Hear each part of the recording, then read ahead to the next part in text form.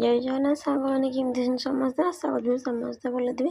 तो मुझे एपटे भांगुची नड़िया कहीं मु आलू पोटल नड़िया सहित झोल करमी। आपको आलू पोटल नड़िया सहित झोल भल कि नहीं कमेंट प्लीज जनइबे। जेहेतु नड़िया बड़ थिला से छोट फाँकटी आलू पोटल झोल करमी आ बड़ फाँकड़ा को आइसक्रीम बनैमी। तो आइसक्रीम बनवाई मुझे नड़िया कोड़ा आधा बाटी नहीं चीनी आ 2टा अमूल पैकेट नहीं। तो यू को मु ग्राइंडिंग करने ही नौ। तो प्रथम ग्राइंडिंग नड़िया कोरा आ चीनी ता सहित अमूल पैकेट नहीं से अल्प किसी पानी भी दे देती ग्राइंडिंग करने। तो ग्राइंडिंग हो सारापर मुझे जो आइसक्रीम बनैमी मुझे भल भाव ढाई नहीं। तो ये तो प्रबल खरा हो तो जेहेतु आइसक्रीम दुकान केत पड़े मुझे जानी भी पारूनी। तो सदा मुझे तले रोनी कि लक्ष्य रखुनी रास्त।